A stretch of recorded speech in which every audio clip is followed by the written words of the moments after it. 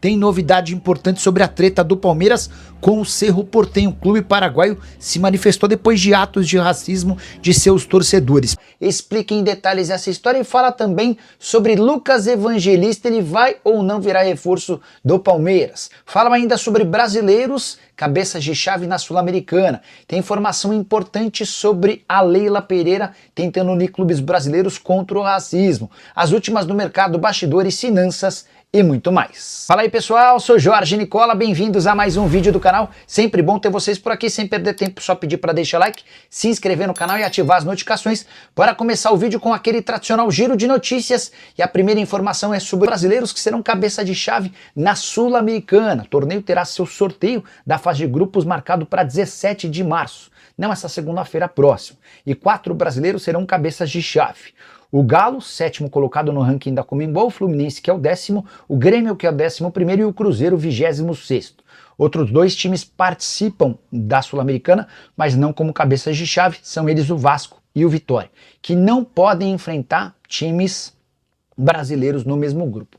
As únicas exceções são brasileiros que podem vir da pré-Libertadores. Casos de Corinthians e Bahia. O Corinthians numa situação bem delicada, o Timão perdeu por 3-0 para o Barcelona em Guayaquil e vai precisar vencer por 4 gols de diferença para chegar à fase de grupos. Caso contrário, vai se integrar aos demais na fase de grupos da Sul-Americana. O Bahia tem a situação um pouco melhor encaminhada depois de empatar em 0-0 contra o Boston River no Uruguai. A decisão acontece em Salvador e qualquer vitória coloca o Bahia na fase de grupos da Libertadores da América. Preciso falar agora sobre a tentativa da presidente do Palmeiras, Leila Pereira, em criar um movimento contra o racismo.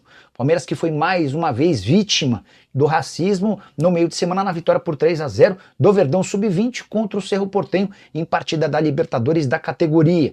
O atacante Luigi foi chamado de macaco e recebeu um cuspe de um torcedor do Cerro Porteño. Na entrevista pós-jogo, ele chorando, pedia mais respeito e atitudes da CBF e da Conmebol, também cobrou o repórter. Pois bem, o Palmeiras já acionou a CBF, que está exigindo a exclusão do Cerro Porteño da Libertadores da América. A Conmebol até agora não se pronunciou. Como a Conmebol tem passado o pano em sistemáticos e repetidos atos de racismo promovidos por torcedores, a ideia da Leila é reunir clubes brasileiros para criar uma cartilha que vai progredindo nas punições. Para mim, a solução só sairia se todos os clubes brasileiros que disputam competições sul-americanas avisassem a Conmebol que abririam mão da participação nas competições organizadas por essa empresa, caso esses casos de racismo se repitam. Mas Nicola, vai abandonar as competições? Não vai abandonar, mas se você disser que vai abandonar, você vai obrigar a Conmebol a se mexer, porque vale a lembrança de que os clubes brasileiros que são os grandes vencedores, tanto da Libertadores quanto da Sul-Americana, são aqueles que mais garantem dinheiro, com direitos de transmissão e também com toda a visibilidade assegurada pelos times daqui. Sem a presença dos brasileiros, você pode ter certeza que na renovação do contrato, que vence daqui a 2 anos, as emissoras vão pagar muito menos do que o atual contrato. E a Conmebol, que não é boba nem nada, não vai querer perder dinheiro e vai assumir um papel de protagonista no combate ao racismo. Só para completar, a Leila havia afirmado que tentou contato com o presidente da Conmebol e nem retorno dele teve, pois o Alejandro Domingues entrou em contato com ela e prometeu punição severa ao Cerro Porteño.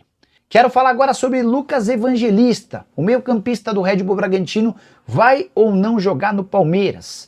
Conversei com gente do Verdão e também do Red Bull para entender a situação. Só para explicar, o jogador havia sido comprado pelo Palmeiras por 4 milhões de euros, mas houve um problema nos exames médicos. A primeira bateria de exames apresentou uma pequena alteração.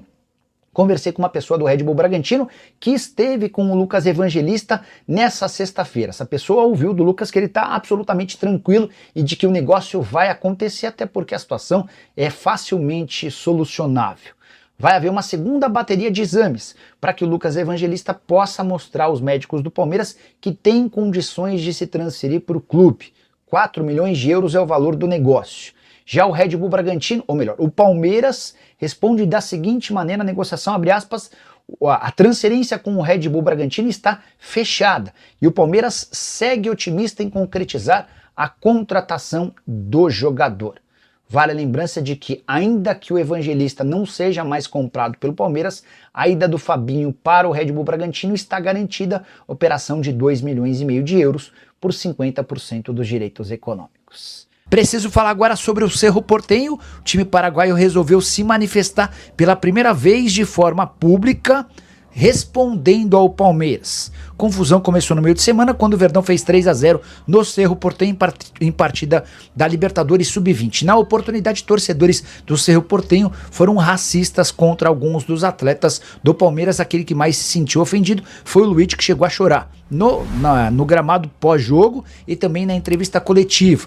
O Palmeiras está trabalhando nos bastidores pela exclusão do Cerro Porteño da Libertadores Sub-20.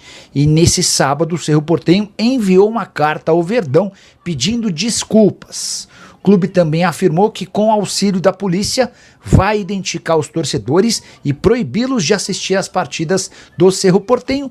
Primeiro movimento do time paraguaio demonstrando alguma preocupação. Isso porque logo após o episódio, o Cerro Porteño havia divulgado uma nota dizendo que não tratava-se mais do que uma provocação de arquibancada. Não é. Crime de racismo é crime e não pode mais ser aceito nem no Brasil, nem em local algum.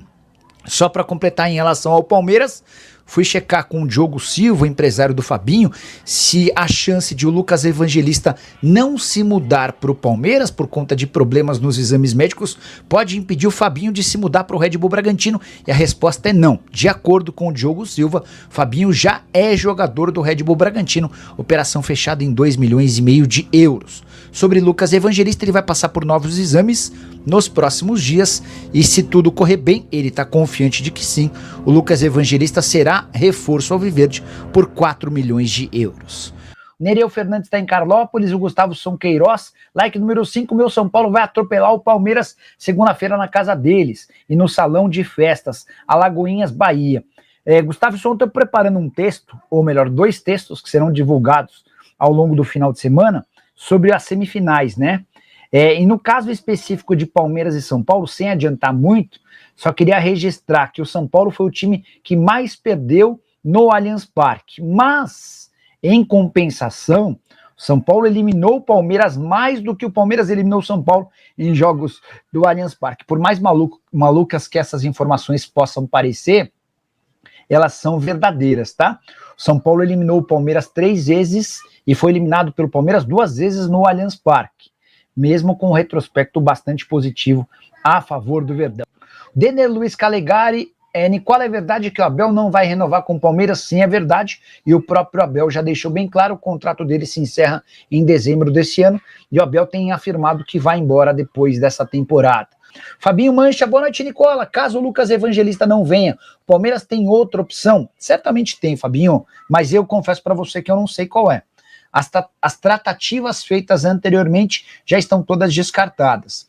O Palmeiras havia tentado contratar o Vila Sante do Grêmio, a pedida foi de 8 milhões de dólares. Não, a oferta foi de 8 milhões de dólares, só que o Grêmio queria 15 milhões de dólares. O Palmeiras chegou a sugerir 25 milhões de euros pelo Andrés Pereira e não houve acordo com o Fulham. Houve também uma terceira tentativa, deixa eu só ver se eu consigo aqui nas minhas anotações. Estou com 2 computadores, que um estava dando sinal de, Vila Sante. Rodrigo Salazar, esse cara pertence ao Braga. Situação meio parecida com a do Vila Sante. O Palmeiras ofereceu ao Braga 8 milhões de euros e a pedida do Braga pelo Salazar tinha sido de 15 milhões de euros. Então eu acho difícil que Vila Sante e Salazar voltem à pauta, especialmente porque o Palmeiras acaba de fazer um investimento gigantesco no Vitor Roque, 25 milhões e meio de euros.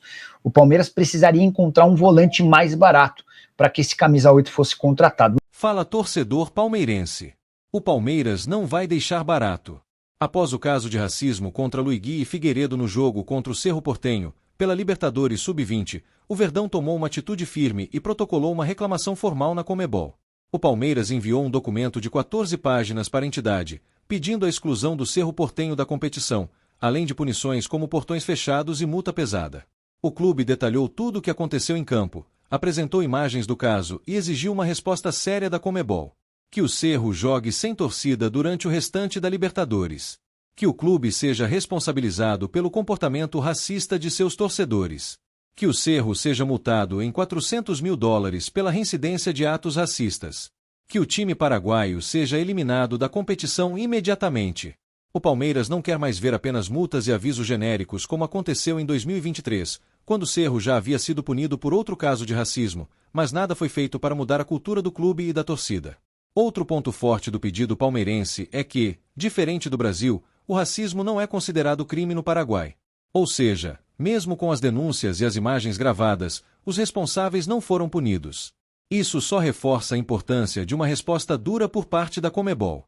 O Verdão também apontou que a arbitragem não seguiu o protocolo da FIFA, que estabelece 3 medidas em casos de racismo. Primeiro, um aviso no sistema de som do estádio pedindo para os torcedores pararem. Segundo, se o problema continuar, o jogo deve ser paralisado. Terceiro, se as ofensas persistirem, a partida deve ser encerrada imediatamente. E o que aconteceu? O jogo seguiu normalmente, e os torcedores que cometeram racismo continuaram no estádio sem nenhuma punição. A diretoria do Verdão está pressionando diretamente a Conmebol e a CBF para que medidas sejam tomadas o quanto antes. Leila Pereira já conversou com os presidentes das duas entidades, deixando claro que o Palmeiras não vai aceitar que tudo acabe em uma simples multa. A cobrança agora está nas mãos da Conmebol. Será que finalmente a entidade vai tomar uma decisão firme? Ou vai continuar varrendo o problema para debaixo do tapete? E aí, torcedor, o que você acha? O Palmeiras está certo em exigir a exclusão do Cerro? Deixe seu comentário, se inscreva no canal e ative as notificações. Vamos juntos nessa luta contra o racismo. Aqui é Palmeiras. Avante palestra!